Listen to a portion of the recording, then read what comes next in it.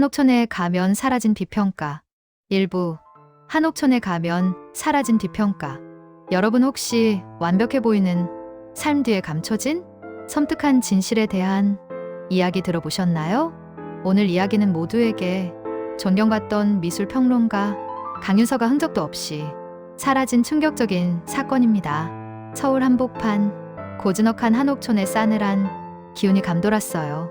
평소에도 빈틈없이 완벽했던 미술평론가 강윤서 씨의 집은 마치 시간이 멈춘 듯 고요했죠. 어디에서도 핏자국이나 몸싸움에 흔적을 찾을 수 없었어요. 그 흔적도 없는 실종 앞에 모두가 당혹스러워했답니다.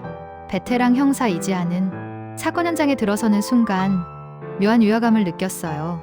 모든 것이 너무 완벽하게 정돈되어 있었거든요. 강 평론가님, 마지막으로 목격된 지 48시간이 넘었어요. 그런데 집안 어디에도 침입 흔적이나 저항이 흔적이 없다는 게 말이 되나요? 사람이 살다 보면 컵 하나라도 깨질 수 있고 책 한 권이라도 비뚤어질 수 있는 법이잖아요. 너무 깔끔해서 오히려 이상해요. 이지아 형사는 날카로운 눈빛으로 강윤서 평론가의 서재를 훑었어요. 책상 위 가지런히 놓인 만년필, 반듯하게 정리된 서류들, 모든 것이 흐트러짐 없이 완벽했죠. 그때 강윤서 평론가의 비서가 조심스럽게 다가왔어요. 그녀의 얼굴에는 충격과 함께 미묘한 불안감이 스쳐 지나갔답니다. 비서 강 평론가님은 원래 완벽주의자셨어요. 항상 모든 것을 흐트러짐 없이 관리하셨죠. 사라지기 전에도 특별한 말씀은 없으셨고요. 비서는 말을 흐렸지만 이지아 형사는 그녀의 눈빛 속에서 감추려 했던 작은 통요를 읽어냈어요. 강윤서 평론가의 완벽했던 삶이 어딘가 부자연스럽다는 직감이 강하게 밀려왔죠. 이 완벽함이야말로 무언가를 감추기 위한 가면일지도 모른다는 섬뜩한 예감과 함께요. 2부. 완벽한 알리바이의 균열. 이지아 형사는 강윤서 평론가의 주변 인물들을 탐문하며 본격적인 수사에 착수했어요. 가장 먼저 핵심 용의자로 떠오른 사람은 바로 미술품 딜러 박재현 씨였죠. 그는 강윤서 평론가와 사업적으로 앙숙관계로 유명했거든요. 이지아 형사는 박재현 씨를 직접 찾아갔어요. 박재현 씨, 강윤서 씨가 사라진 시각에 정확히 어디에 계셨는지 말씀해 주시겠어요? 그 시각에 저는 해외 컬렉터들과 온라인 화상회의 중이었어요. 새벽 2시부터 4시까지요. 녹화 기록과 참여자 증언도 충분히 확보되어 있습니다. 제가 그 사람 사라졌다고 좋을 건 없죠. 오히려 경쟁자가 없어져서 좀 심심한데요. 무슨 증거라도 있는 것처럼 말씀하시네요. 박재현은 눈 하나 깜빡하지 않고 능글맞게 대답했어요. 그의 말투에는 미묘한 조롱과 함께 알 수 없는 자신감이 서려 있었죠. 다음은 강윤서 평론가의 총애를 받던 수제자 윤서준 씨였어요. 윤서준은 스승의 실종 소식에 금방이라도 울음을 터뜨릴 것 같았지만 그의 눈빛은 묘하게 흔들렸답니다. 윤서준 씨, 스승님 마지막으로 본 건 언제였죠? 그리고 그 시간 이후로 스승님과 연락한 적은 없으시고요? 마지막으로 뵌 건 사흘 전이에요. 중요한 프로젝트 때문에 밤샘 작업을 할 때 격려해 주셨어요. 스승님이 사라지신 시간에는 제가 갤러리에서 중요한 작품 설치를 감독하고 있었어요. 새벽 내내요. CCTV 기록도 분명히 있을 거예요. 믿기지 않아요. 스승님이 사라지시다니. 이지아 형사는 두 사람의 알리바이가 너무나 완벽하다는 점에 의구심을 품었어요. 박재현은 칼같이 정리된 서류와 디지털 기록을, 윤서준은 여러 명의 직원과 CCTV 기록을 내세웠죠. 마치 누군가 완벽하게 짜놓은 각본 같았어요. 이지아는 이들이 무언가를 감추기 위해 너무나 철저한 방패를 만들었다는 직감을 지울 수 없었답니다. 완벽한 알리바이 뒤에 숨겨진 진실은 대체 무엇일까요? 3부 숨겨진 균열. 이중생활의 시작. 이지아 형사는 박재현과 윤서준의 완벽한 알리바이에 가로막혔지만 포기하지 않았어요. 그녀는 강윤서 평론가의 가족과 동료, 친구들을 다시 한번 깊이 조사하기 시작했죠. 겉으로는 평온해 보였던 그들의 관계에서 미묘한 균열과 거짓의 흔적을 발견하기 시작했답니다. 특히 강윤서 평론가의 부인에게서 수상한 낌새를 눈치챘어요. 사모님, 강윤서 씨가 최근에 경제적으로 어려움을 겪고 계셨나요? 혹시 큰돈이 나갈 일이 있었는지. 아니요. 저희 남편은 워낙 철두철미한 분이라 돈 때문에 힘들어한 적은 한 번도 없었어요. 오히려 요즘은 수입이 더 늘었던 것 같아요. 부인의 얼굴에는 불안감이 스쳐 지나갔지만 그녀는 애써 미소를 지으며 평정을 가장했어요.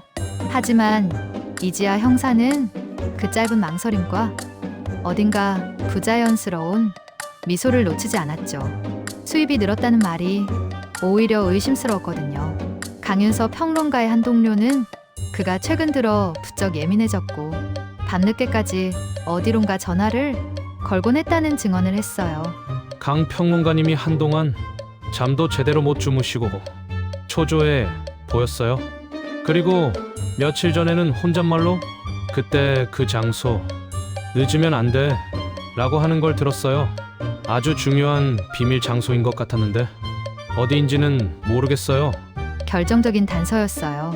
강윤서 평론가가 비밀리에 관리하던 은밀한 공간이 있다는 것. 이지아 형사는 강윤서의 실종이 단순한 사고나 가출이 아닌 그의 이중적인 삶과 깊이 연관된 사건이라는 확신이 들었어요. 그의 완벽한 삶 뒤에 감춰진 거대한 비밀이 강윤서를 삼켜버린 거였죠. 그 비밀의 장소는 과연 어디에 있을까요? 차부 비밀 연구실 가면 뒤의 얼굴. 이지아 형사는 강윤서 평론가의 집을 다시 샅샅이 뒤지기 시작했어요. 동료가 말했던 그때 그 장소가 어디일지 고민했죠. 그녀는 강윤서의 서재, 특히 그가 가장 아꼈던 고서적들 뒤에 시선이 꽂혔어요. 겉에서 보기엔 평범한 책장이었지만 그녀의 날카로운 직감은 속지 않았어요. 마침내 조심스럽게 책장 한 구석을 밀어보니 굳게 닫힌 강철문이 모습을 드러냈답니다. 이런 곳이 있었다니? 아무도 몰랐을 거예요. 비밀번호를 해독하고 문을 열자 차가운 기계음과 약품 냄새가 이지아를 맞이했어요.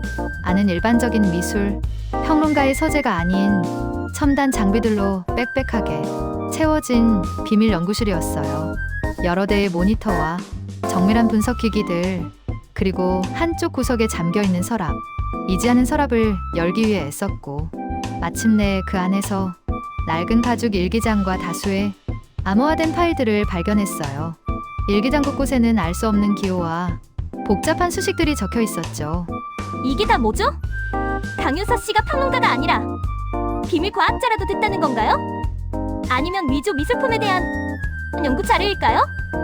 이지아 형사는 암호 해독을 시도하며 강윤서의 완벽했던 가면 뒤에 숨겨진 이중적인 삶의 흔적을 마주했어요. 그의 연구실은 명망 높은 평론가의 것과는 전혀 다른 마치 거대한 위조 미술품 조직의 심장과 같았죠. 그때였어요. 연구실 한쪽 구석에 놓인 먼지 쌓인 보안 카메라 렌즈가 미묘하게 한쪽으로 틀어져 있는 것을 발견한 것은 마치 누군가 최근에 이곳을 감시했었다는 듯이 말이죠. 이지아의 등골에 차가운 전율이 흘렀어요. 이 비밀을 아는 누군가가 또 있었던 걸까요? 오부, 숨겨진 진실, 이중생활의 실체. 이지아 형사는 서재의 비밀 장치에서 찾아낸 낡은 일기장과 암호화된 USB 파일을 손에 쥐고 밤을 지새웠어요. 그녀의 손끝이 떨렸지만 멈출 수는 없었죠.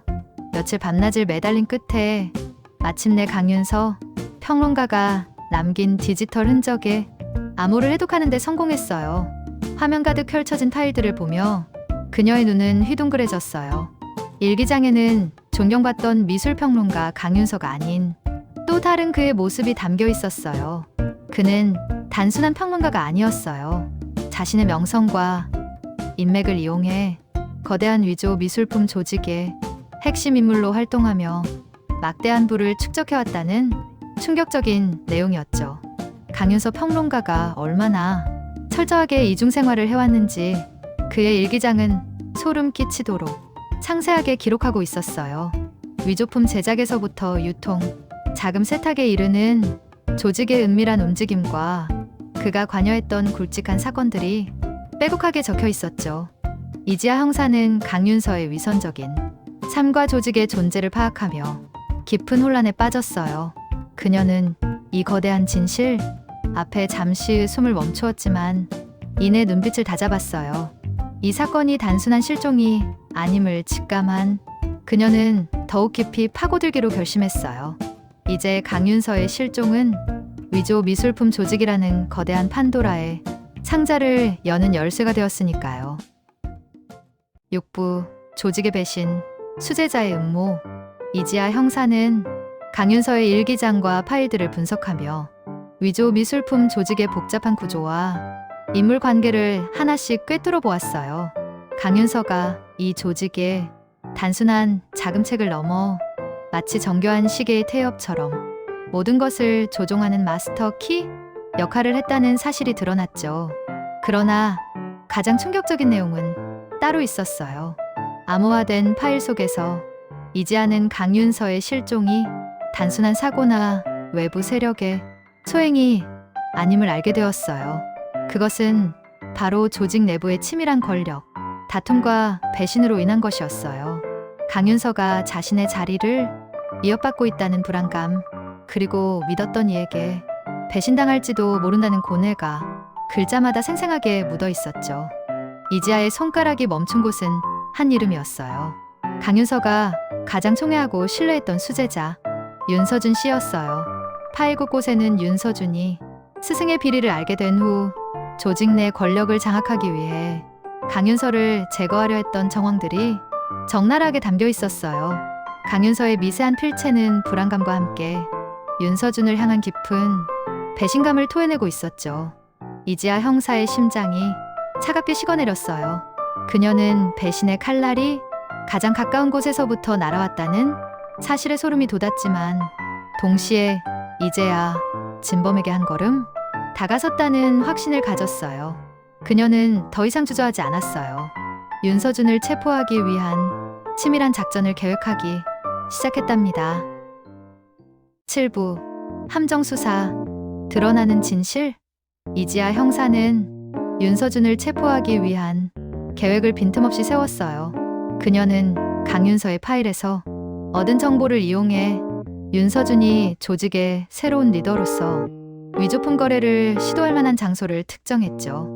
마치 덫을 놓듯이 이지아 형사는 그에게 미끼를 던졌어요. 며칠 후 윤서준은 이지아 형사가 파놓은 함정에 그대로 걸려들었어요. 그가 위조 미술품 거래 현장에 나타난 순간 잠복해 있던 형사들이 일제히 덮쳤죠. 윤서준의 얼굴에는 당혹감과 함께 깊은 절망감이 스쳐 지나갔어요. 그는 저항하려 했지만 이미 모든 것이 끝난 상황이었어요. 윤서준 씨, 드디어 만났네요. 스승님의 그림자 아래에서 꽤 오랜 시간 숨어 지냈죠. 이제는 그 진실을 이야기할 때가 온 것 같네요. 대체 무슨 말을 하는 거죠? 저는 아무것도 몰라요.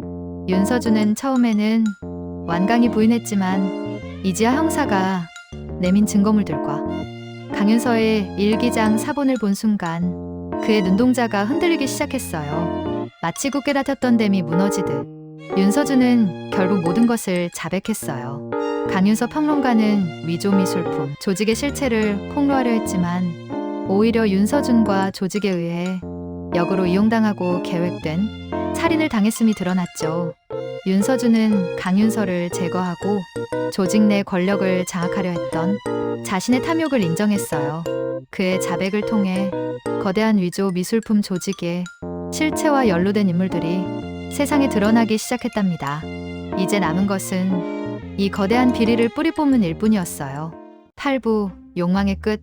남겨진 미스터리. 윤서준의 자백을 바탕으로 이지아 형사와 수사팀은 일사불란하게 움직였어요.